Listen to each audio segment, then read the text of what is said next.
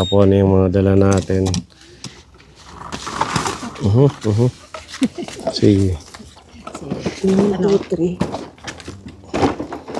Parang ano na si Ate Roby, delivery ng parcel. Dami ng dala. Yan po yung mga ayuda natin ngayong araw kapon. Tatlong ayuda.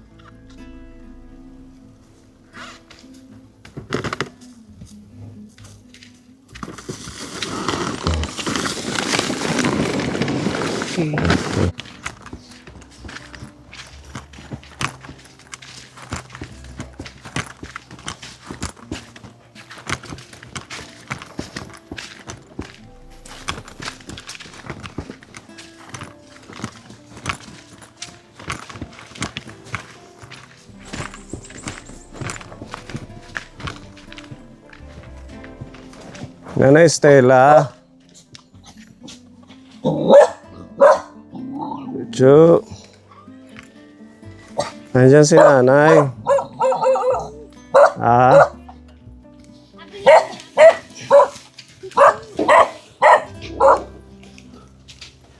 Hi. Kumusta kayo? Anong ginagawa niyo? Nagtatahi. Ng mga damit niyo? Mga damit ng bata. Kala ko walang tao kasi tahimik. Mahuhulog kasi maliit. May vitamins ka pa? Meron pa. Madami naman. Ano yung huli natin binili? Anong nararamdaman mo ngayon? Ganun pa rin. Walang pagbabago.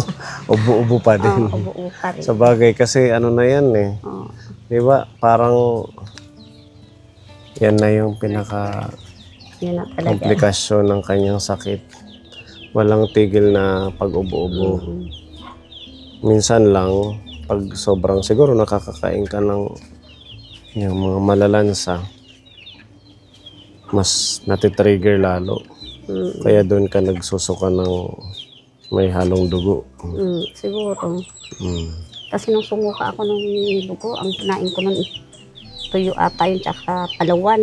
O yung medyo malalansa, tsaka Ano sa akin, kaya siguro ako nina. Iwasan mo na lang yung mga ganon. More on mga vegetables na lang, gulay, talbos, at saka kung ano yung sa tingin mo healthy. Pwede naman mga talbos, yung mga dahon-dahon ng kamote. Talbos sa kamote. Nakausap ko kasi si Tita Izzy, nag-message na ho siya. Actually kanina lang. So sabi ko, isabay ko na sa mission natin ngayon. Ayun, sabi niya, total decision mo din naman. Na ikaw na mismo yung nag-give up. Sure ka na ba? Hindi ka na magpapagamot? Ganun din naman kasi talaga, no? Wala nang gasto lang. Wala naman ang pag-asa kung ka. Sabi niya kasi, she give up so easily. Sabi niya, may mga stage 4 nga na lumalaban. Yes, that's true. Her condition is really hard. But kung may tulong siyang gamot, at least hahaba pa ang buhay niya.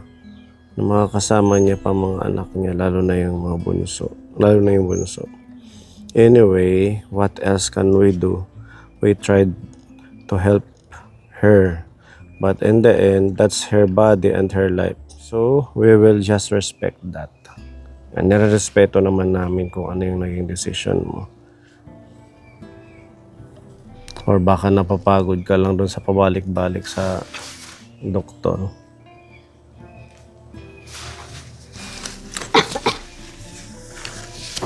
Kasi nga napag-isip-isip ko, parang ganun din lang naman. Tuloy-tuloy, wala rin naman. Sa bagay, totoo nga, ano ng gamot. Kumbaga, maiibsan, instead na wala kang gamot, at least pag meron kang gamot, eh, somehow, kumbaga, mag-i-exceed pa yung condition mo. Kumbaga, yung maintenance, parang gano'n na ibibigay. Pero, gano'n talaga, ikaw naman yung nag-decide na. Ano? Yun na lang. Hmm. Yun na lang, yun na. Ingat ka na lang sa kalusugan mo. Mm. Iwasan yung mga bawal at saka yung magte-trigger sa kondisyon, sa sakit mo. Tsaka number one pa din yung faith kay Lord. Mm. Naniniwala ba kayo kay Lord? Oo. Gaano ka solid yung paniniwala mo? Sabi ko nga kung di dahil sa kanya, matagal na akong, alam, maliit pa yung bunso ko. Pero dahil sa kanya, Kaya ito ka pa rin. ito pa rin ako, nakatayo pa rin. So, Kumbaga sa kanya na lang ako oh, umakapit. Dahil kung di dahil sa kanya, tagal na talaga ako, ilang bis na mm. na ano sa, Ano yung pinakagrabe na naging sitwasyon mo? yun nga, lalo akong pumayat. Halos di na ako makalakad. Di na ako makatayo. Isang buwan ako nung Nakaratay lang. Pero awa ng Diyos, medyo naka-ano rin. Kahit sabi natin walang gamot, o kulang sa pagkain. Sabi ko nga, kung dahil sa kanya, sa awa at ano niya, Kumbaga sa kahit biyaya ni paano Lord. may mga biyayang mapasok. Natanong mo ba sa doktor kung ito yung case mo is nakakahawa daw or what? Hindi ko man na, Anong sabi Ate Wala Ruby, man. nakakahawa? wala Hindi naman. naman daw nakakahawa po. Wala naman. Kasi Ew. wala naman po siyang, yung sa laboratory niya ng kanyang sputum, negative po. Sa tuberculosis. Wala naman sinabi na nakakahawa yung sakit ni Nanay Estela. Kumbaga ano lang yung sa baga niya lang talaga. Opo, yung sa Na- bagat niya lang na yung may butas-butas na baga. Oo. Yun lang. Pero pagdating sa mga bata, syempre nag-uubo ka. Ano na lang, huwag masyadong ano ba yung tawag? May cover. Mamas. Nagmamask. Lalo na si Bunso, Soy. Ayun o. Ilang buwan pa lang yan, Ate Jessica. 10 months. Oo, kasi sensitive pa yan sila sa mga ubo-ubo. Buti hindi nakakahawa. Siguro awa na rin ng Diyos. Sabi siguro ni Lord, wag nang humawa para hindi na mag-suffer ang iba. Imagine, matagal ng ubo ko na to. Awa ng Diyos. Sabi niya, naibili na lang daw yung natitira kasi ang ginawa niya, hinatiin niya yung 4-6 yun. Yung 2,000, sabi niya, ilaan doon sa pagpaano ng yero ng bahay ng isa nating tinutulungan. Nanay ni Nita. Tapos yung 2,6, sabi niya, ibili ng gatas mo, tsaka bigas, pagkain. Kaya nandito, dala-dala namin.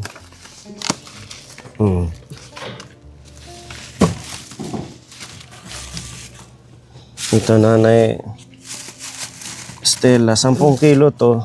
Maraming salamat. Ibinili na lang ng pagkain yung 2,600. Tapos yung 2,000 doon kay Baby Grace para sa yero. Kasi yung bahay nila, parang ganyan din. Ito, binilang ka namin ng Adult Plus na gatas. May kasama na siyang container. Para kahit papaano, may stock ka lang ng gatas. Tsaka mga pagkain, timplahin, oatmeal. Yan. Tsaka may itlog dito. Itlog at tsaka manok. Sabawan nyo na lang, may tinapay din at tsaka palaman. Ayan, blessing po yan ni Tita Easy. Para kahit papaano makatulong sa inyong pang ilang araw din na konsumo. Malaking bagay na yan. Basta yun, pag-pray mo na lang din si Tita Easy na madami pa siyang matulungan. Ayun na naman, lagi kayong nagpe-pray. At ano pa ba? Siyempre yung mga ginagawa nating pabalik-balik sa inyo, yung sacrifice din natin. Siguro nakita mo din yung sakripisyo ni Ate Ruby, pabalik-balik dito sa doktor. Tsaka pag ano namin sa'yo sa Tacloban, sa Provincial Hospital. Kumbaga, mas napalapit kayo yung loob namin sa inyo. Pero hindi naman ibig sabihin na hindi na kami babalik. Nandito pa rin kami. Kung meron tayong ang musta sa inyo, meron kaming ipapaabot. Ano? Anong message kay Tita Izzy? Tita Isi, salamat sa simulat sa pool na tulong mo. Maraming salamat. Nagpapasalamat ako sa Diyos. Unang-una sa Diyos. Pangalawa, sa mga taong ginawang instrumento. Tulad kay Dad Pony, Sister Ruby, si Pupoy. Hanggang sa lahat, maraming salamat sa tulong mo. Na alinawa, marami pang tao o katulad sa amin na matulungan mo. Alinawa, humaba pa ang buhay mo. Magpanatili ang iyong kalakasan. Maraming salamat. Ba't naiiyak kayo, nanay? Natutuwa lang ako. Dahil kahit nga ganitong kalagayan namin, pinararamdam ng Diyos ang pagmamahal niya. Sabi nga niya, ang Diyos makikita mo sa kapwa mo. Totoo yan.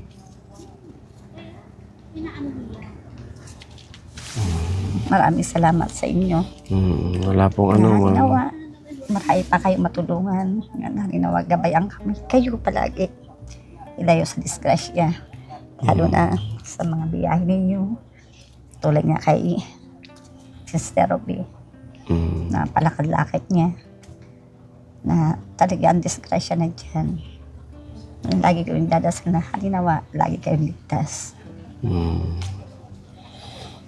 Wala pong ano, ma'am. Thank you, nanay, sa mga prayers mo. At sige lang. Papasaan pa may miracle si Lord sa atin. Tsaka marami pa rin tayong dapat ipagpasalamat. Oo. Kahit man meron tayong ganitong karamdaman. Kasi may ibang tao na sobrang lakas pero ang daming sobrang depressed, sobrang down. Tama yun. Tayo sobrang hirap ng kalagayan pero malapit ang Diyos sa mga taong kumbaga hirap sa buhay.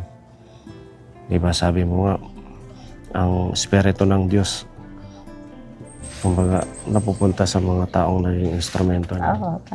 Na hindi natin namamalayan ano pala to. Way ni Lord na mas lalo nating i-appreciate yung buhay. Mas lalo nating pasalamatan ang bawat blessing na nare-receive natin. Dahil lahat yan mula sa kanya. Totoo. Yan sila Tita Izzy, ang mga sponsors natin ay nagiging kasangkapan ng Diyos na mapuntahan kayo. Tama yun.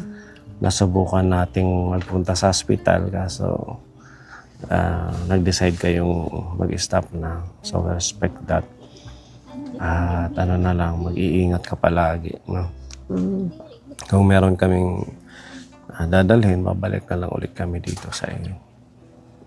Okay, nanay, huwag kang malungkot. At saka, this time, mas lalo kang mas magtiwala sa ating Diyos. Kasi, parating yung time, biglang may bubulusok na grasya. Maraming klase ng grasya. Pwedeng grasya na pagkain, biyayang ganon. Pwede namang grasya in a way of health. Kalusugan, bigla ka na lang i-bless ni Lord. Oo, walang posible. Oo, ganon yun. Kaya mas ano lang tayo, mas lalong kumapit. Di ba? Naniniwala ka sa ganon? Oo, kaya naniwala ko sa ganun. Ano ba? Katulad na nga lang sa akin. Imagine mo, ilang taon tong sakit ko. Ilang pieces na nga, sabi natin, ang kabili akong, nasa hukay na. Kailang beses na rin ako nagrabe. Pero sabi ko nga, kung di dahil sa kanya, matagal na akong wala. Nandito ka pa rin. Dahil, yun nga sabi niya, pag magtiwala tayo sa Diyos, di tayo mag-alanganin. Dumiretso tayo sa kanya. Talaga, mabilis ang kanyang pagtulong. Totoo yan. Papasa Diyos mo na lang lahat. Tulad nga sabi nga na ang tulungan natin yung talagang karapat-dapat. Dahil ang katulad namin sa amin na mga walang-wala, hindi kami makakabigay ng katulad niya, yung mga binibigay nyo, hindi namin masuklian dahil wala kami. Pero ang Diyos, siya ang magbibigay ng mga blessing dahil kayo ay may magandang kalooban, hindi nag-aalangan tumulong sa mga taong nangangailangan. Amen. Diyos Totoo na yan. ang magbabalik niyan sa kabutihang loob na patuloy yung binibigay sa mga taong nangangailangan talaga ng tulong. Diba? Thank you, Nanay Stella. Totoo yung sinasabi ni Nanay. Ako sa sitwasyon natin sa pag-vlog, ngayon hindi na ako tumitingin sa views. Ang iniisip ko na lang makatulong. Oo, Kahit walang kita, kahit walang income, as long as gumagawa ka ng kabutihan, magugulat ko na lang the next day or in the coming days, may mga biglang blessing na dumadating sa pinto ng bahay mo na magugulat ka na lang, saan galing ito? May mga ano siya, may mga instrument na paraan na hindi mo akalain o ini-expect na darating. Kaya awa ng Diyos, kahit wala na tayong sahod sa YouTube at saka wala nang kita, kumbaga nasosurvive natin, nakakapag-mission, nakakatulong pa din tayo. Hindi ho biro yung pag-charity na wala kang pangtulong. Oo, tama yan. Tulad sa inyo, laki talaga ng mga sakripisyo ninyo. Diyan ang puyat, pagod. Buti na lang, meron tayong kagayang mga sponsor ni Tita Easy na Nahandang po. handang 100% ibigay yung kamay nila para sa mga ganitong pamilya, mga nililingap natin. Kaya sobra-sobra po ang pasasalamat ng mga beneficiary natin. Yan. Mapapansin nyo sa bawat vlog, halos, kumbaga kung pwede lang umiyak yung mga senior sa sobrang galak nila na nababalikan natin sila buwan-buwan. O talagang nakakataba ng puso na despite sa crisis ngayon, sa kahirapan, may mga taong kaya pang mag-share, tumulong sa mas mahirap pa. Diba? Kaya continue lang tayo kapon, hindi kami mapapagod sa paglingap, pagpapaabot ng tulong. Nandito pa rin kami, si Pepa. Kahit may mga trabaho din sila na isisingit nilang sumama. Si Ate Ruby, ayan, si Mami Lee. Saludo tayo sa mga kapone sponsors at saka sa mga nanonood nitong ating munting vlog. More blessings po sa inyo and good health always. Patnubayan tayong lahat ng ating dakilang Panginoong Hesus. At humaba pa itong mga pagprograma natin nang sa ganun gaya sabi ni Nanay mas dumami pa ang makilala natin at matulungan na kagaya niya. At ibang tao na naghihirap talaga. Hindi lang na ng mga hindi lang naabot ang iba ng tulong. Dahil pa talaga. Yun nga yung kwento ng buhay nila na-vlog natin to nung nag-start akong mag-charity dito sa Borongan. First year ng charity vlogging, nandun ito sila sa isang tinitirahan niyo sa taas. Ngayong taon naman, nagulat ako, nandito na. So kaparaanan ng Diyos na makilala ulit kayo, Magkita. matulungan ulit, di ba? Oo. Kahit Kahit saan. talaga imposible, di ba? Kung hindi talaga kaloob ng Diyos. Kaya huwag tayong mawawala ng pag-asa sa mga pinanghihinaan dyan. Kapit lang tayo sa Kanya. At isurrender natin yung daily activity natin, daily life natin, tsaka daily struggle natin sa ating Diyos. Kasi at the end of the day, lahat ng ito ay para sa, kumbaga, para sa ikabubuti natin at pagpapasalamat, pagpupuri sa Kanya. Di ba, Nanay? Tama yan. Yan. At syempre, sa mga sponsors, kagaya ni Tita Easy, yan, ito na po yung blessings ni Tita Easy kay Nanay Stella. Salamat, Tita Isi. Babalikan na lang ulit natin siya, hopefully in the coming days, if ever na kahit wala tayong dala, makumusta lang siya. Di ba, Nanay? Wow, importante yun. Magmamit lang, makausap kung ano na po yung sitwasyon. Okay, at yun lang po ang sinadya namin para meron kayong bigas at stocks ng pagkain. Salamat. At least na nag-respond na si Tita Isi. Kaya hindi ako nagpupunta dito. Inaantay ko yung message niya. Kanina lang siya nag-message. So sabi ko, idaan natin kasi sabay papunta din yung daan. Itong uwi kay Tatay Andres, yung isang mission namin. O sige ha. Sige. God bless at ingat kayo palagi. Kayo din nga. Bye-bye, nanay. Bye-bye. Bye-bye. Anong message mo kay Ate Ruby?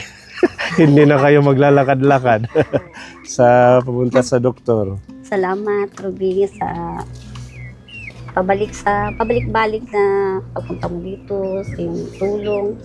Maraming salamat. You're welcome. Walang anuman.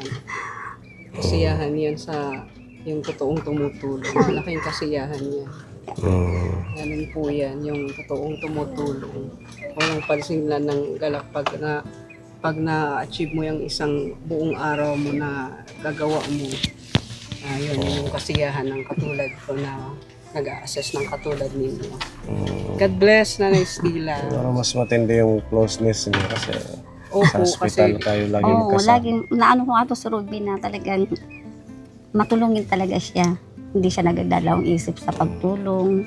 Kahit nakita ko may matanda, kahit hindi niya kilala, tagang lalapit, tutulong siya. Sabi ko, busilak na yung kanyang puso. Napaka-generous. Hindi siya nandidiri, kahit ano. Kaya sabi ko na, talaga, kaya sabi nga niya sa pagod niya, andyan ang naano niya na disgrasya o ano yan dahil lakad-lakad siya. Pero ang gabay ng patnubay ng Diyos, dahil pag tayo tumulong sa ating kapwa, ang Panginoong Diyos lagi nasa atin. Totoo yan. Andyan ang kanyang pag-iingat. si Lord na ang nagsusukulit ng lahat-lahat. Malay mo, pagbalik ninyo, malakas na ako. Miracle from heaven. Sige po. Sige, Bye-bye, nanay. bye-bye. God bless you. Ingat kayo. Aralin mo yung mga anak mo, ha? Kahit mahirap ang buhay. Sige lang. Bye-bye. Bye-bye.